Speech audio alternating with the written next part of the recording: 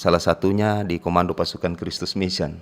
Kami juga membuat program, salah satunya pembinaan di sekolah-sekolah. Contohnya dibuat KKR penginjilan, jadi memperkenalkan bagaimana cara supaya remaja-remaja ini mereka mendekatkan diri kepada Tuhan.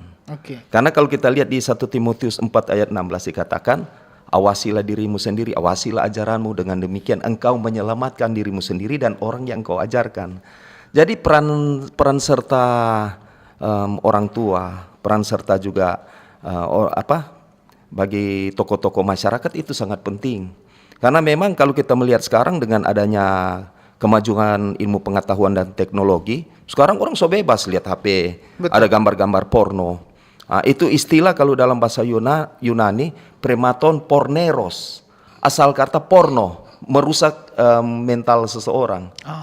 Itu ada kalanya ketika remaja itu salah bergaul, bisa-bisa membahayakan diri. Karena kalau kita lihat dari segi pandangan agama Kristen, dia katakan dalam Alkitab pergaulan yang buruk merusak kebiasaan yang baik.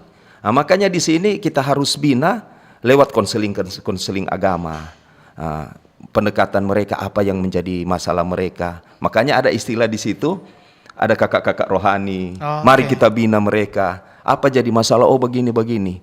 Akhirnya kebanyakan rata-rata saya lihat di situ, kebanyakan mereka seringkali ditekan di rumah, orang tua seringkali menekan, oh kamu ini anak yang tidak berguna, tidak dengar-dengar pada orang tua. Bahkan saya konseling pernah bilang begini, Pak Pendeta, ini saya punya bapak sedikit mabuk-mabuk, judi, bagaimana saya bisa mau menjadi anak yang berubah, bisa merubah akhlak saya.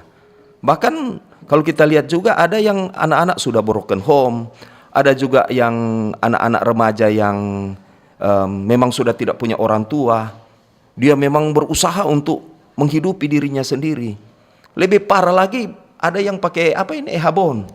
Nah, jadi sampai di situ ketika kita kumpul mereka, jadi kita bilang, Dek, lebih baik coba kita mulai adik berubah, pribadi-pribadi itu tidak baik. Karena kalau kasih biar begitu merusak masa depan daripada adik-adik. Akhirnya ketika kita konseling, sampai kita buat satu kegiatan-kegiatan pemuda remaja, dan itu berkembang. Alhasil ada juga jadi pelayan Tuhan.